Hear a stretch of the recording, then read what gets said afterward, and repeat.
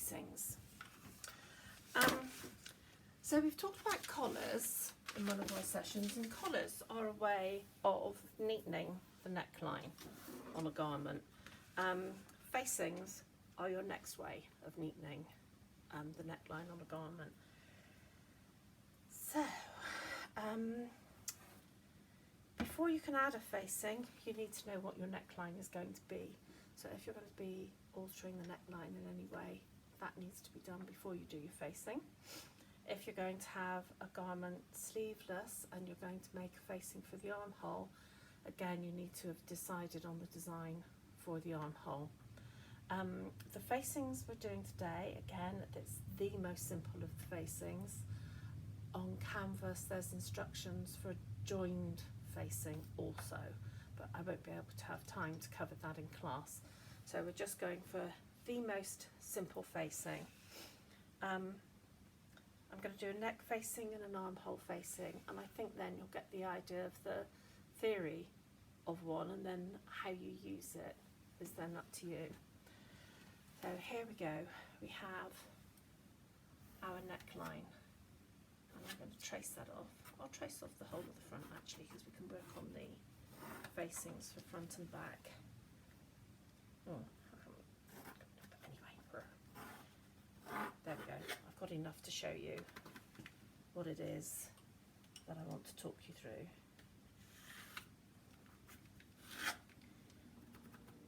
There's my dot. Do I have everything? I do. We're also going to be wanting to look at the back simultaneously for this facing, because the facing will go the front and the back of your bodice, and to the front and the back of your sleeve, your armhole.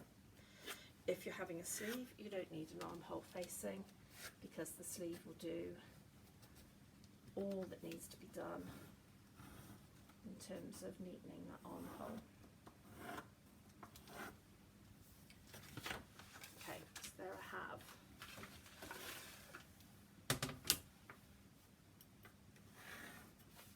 the top half of my front bodice and the top half of my back bodice.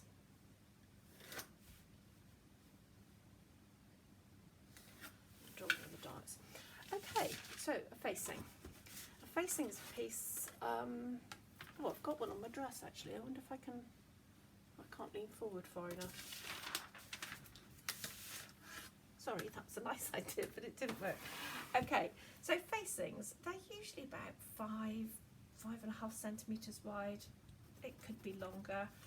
I'm going to do this one at 5.5 centimetres, and I'm just bringing it around to the centre front. At that centre front, I want to make sure that it's square at least for a little while. Okay, I'm going to join those up.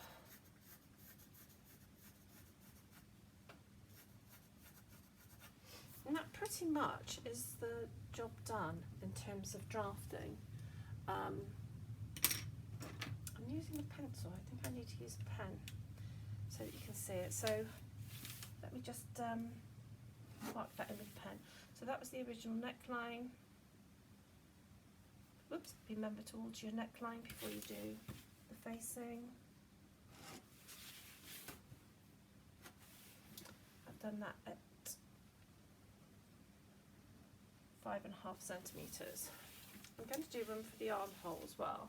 So let's get the armhole drawn on in a dark pen. Yes, when I start using a pencil, it's like I forget that you're watching me.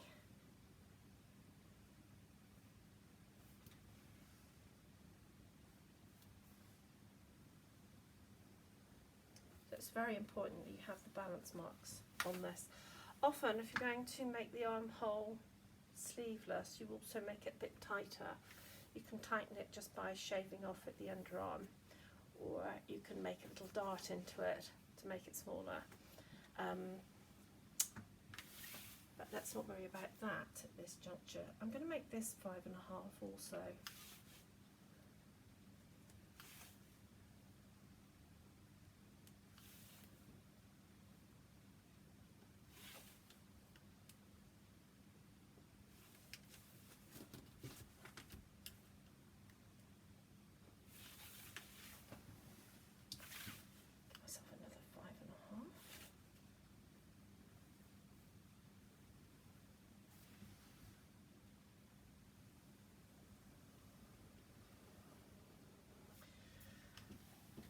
So that's pretty much it for the front.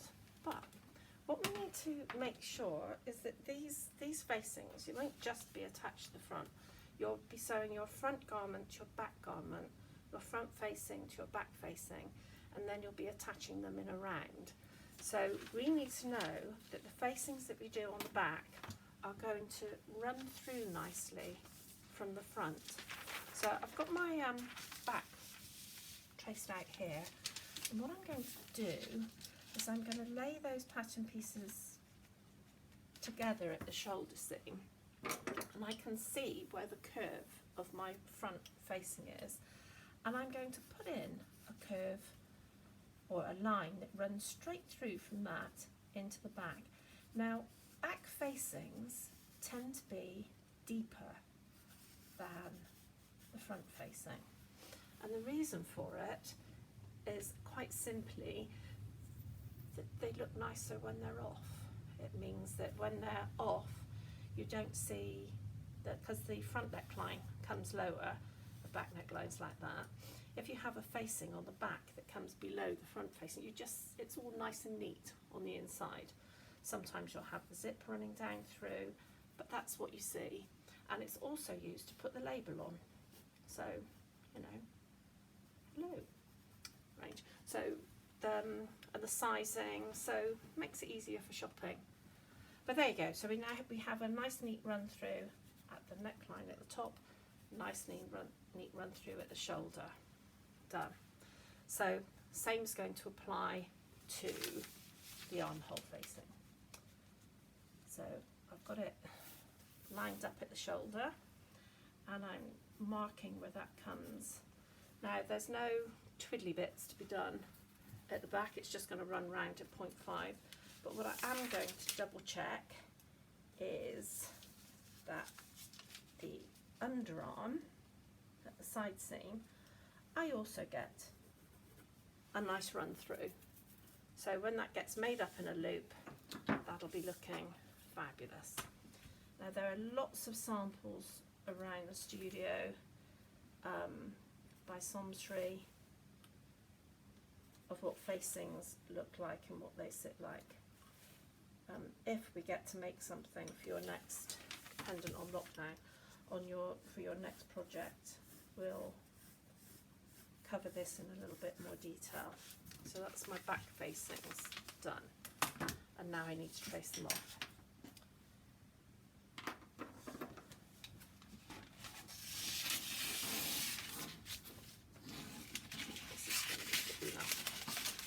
Much like all our other patterns, these facings are going to be made as a whole pattern, not cut on a fold.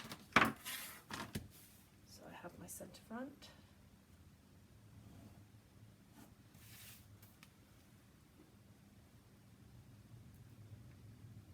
Trace off around, it's my shoulder. You'll be doing this much more carefully than me, don't forget.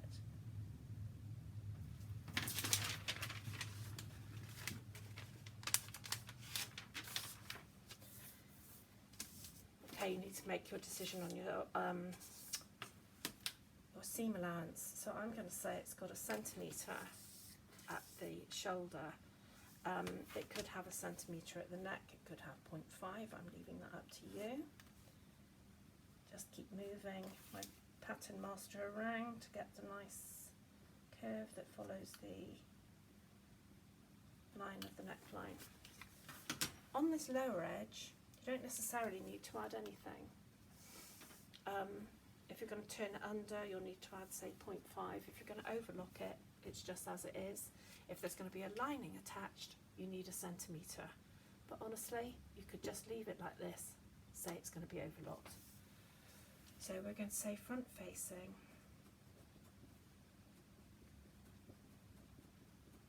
This one's a 10, isn't it? It's 10. Bodice. We are going to cut one, and we're probably going to cut it fused as well. So plus fuse. Okay. I would definitely notch it at centre front, but other than that, it probably doesn't need much by way of notching. So and notch your seam allowances. The grain is going to run with the centre front.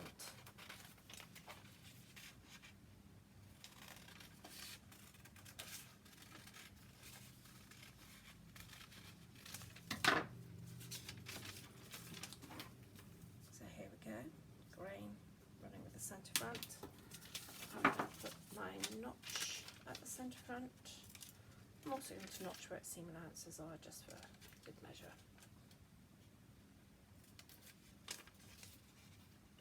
Okay, that's that one done. So, back. Now then, if this has got a round neck, what we need to keep in mind here is we can't have the centre back on the fold and the front on the fold, because you would not be able to get your head through the hole. So we have to assume there's going to be an opening somewhere. If we've done the front on the fold, then the centre back is going to need to be with an opening down through it. Sometimes when you're making things in the studio, it's easy to forget because you can slip things on and off a mannequin with the tiny hole, but yeah, can't get it on a person. Ideally we're making clothes for people, not just for mannequins. Lovely. So on this one I'm going to need the same seam allowance on the shoulder as the front one's got on the shoulder. I need the same seam allowance on the neck as the front has, and I'm not going to put anything on the outside edge because I haven't put anything on the outside edge on the front. Seam down the centre back, I've said before now I'm a centimetre on everything kind of girl, but even I tend to put 1.5 centimetres down the centre back. It tends to be quite straight. Some people put 2 centimetres, but I'm going to put 1.5 centimetres down back and turn it around. So this is size 10 bodice. It's the back neck facing. You are going to cut 1 pair plus fuse.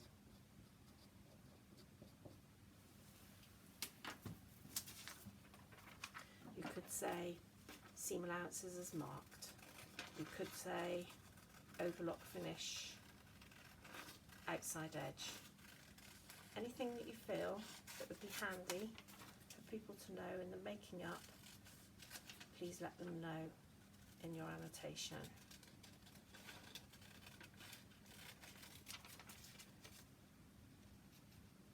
Now I'm definitely on this one marking the seam allowance for the centre back, just to give the heads up to whoever's making it.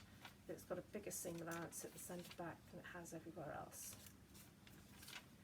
Also, marking these seam allowances, it makes it clear where there isn't a seam allowance, which is around that outside edge. So that's my neck facings done. They will get sewn together like so, and then with the other back there. Lovely, done, dusted. Now we have the sleeve, or sleeve, armhole facings, what am I like?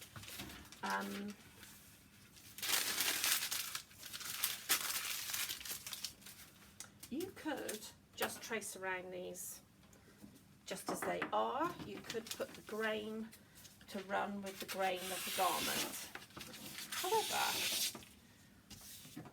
one of the things with facings is if you can avoid having too much bulk, avoid having too much bulk. So know that you could just trace around this, have the grain running with the centre front like you did on the main garment.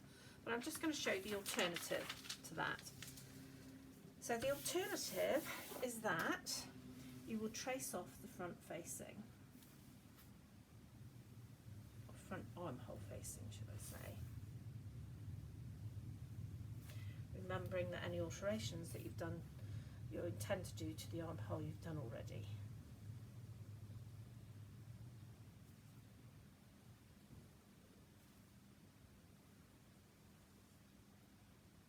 Oops. So that's the one.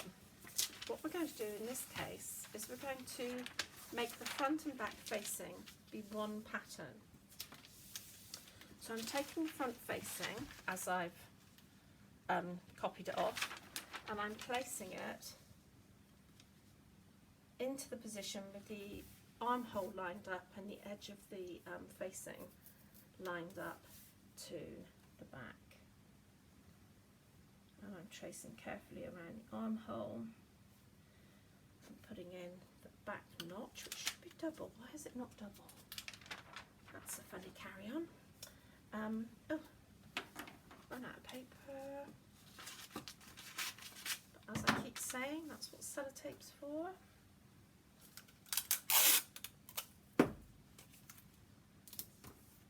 Right then, let's get this back into position.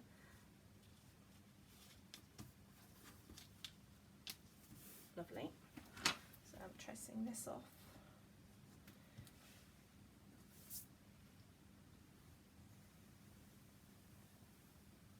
When deciding on your width of a facing, too narrow and they tend to just poke out and be irritating. So don't have them too narrow. You will machine them or hand tack them to the seam allowances at the shoulder, that's the front and the back, to make sure that they don't flick up. Okay, so I now have my armhole facing. So let's say it's size 10. It's the bodice. It's the armhole facing.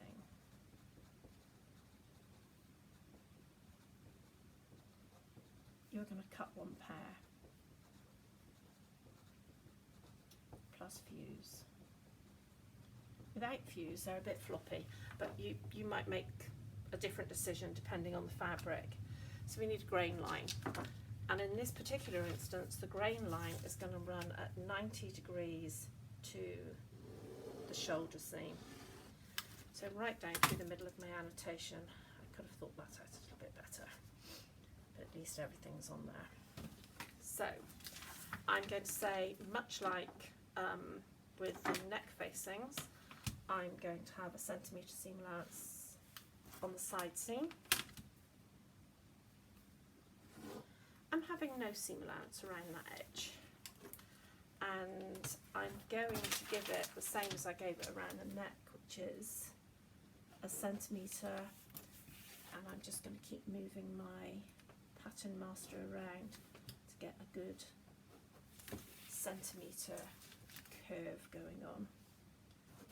You can never do it all in one big block, unfortunately. There's a little bit of a point there where the shoulders match. I'm just going to smooth that off into a round. It's only a millimetre or so's difference.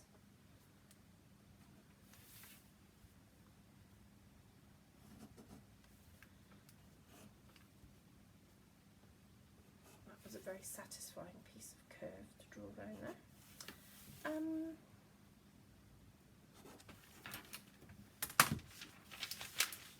Lovely.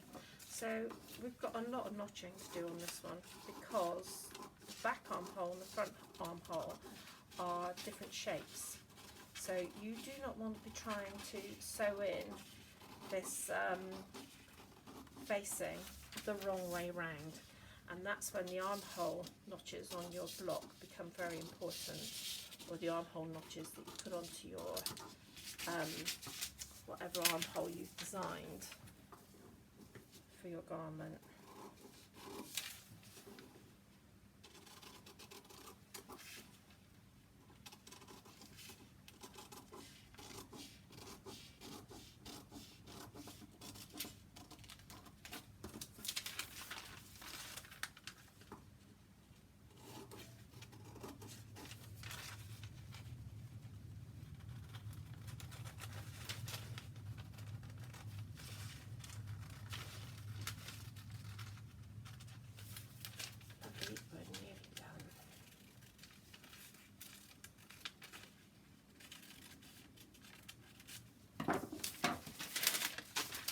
Okay, so we need the notches for the front armhole. We need a notch for the shoulder. we need the notch at the back. Now, back notches tend to come in pairs, so it's an easy way of looking at a pattern and knowing which is the front and which is the back. Like I could look at that without concentrating much and know that's the back because it's got a double notch. And if I put those together, you can see the differences in the way the armhole sits. The front armhole is much more cut away than the back armhole. Oh, sorry, I can't see this. So the front armhole is much more cut away than the back armhole. That's it, done. Two very simple facings. For more complicated versions of the facing, please check out Canvas, and there's a worksheet for it.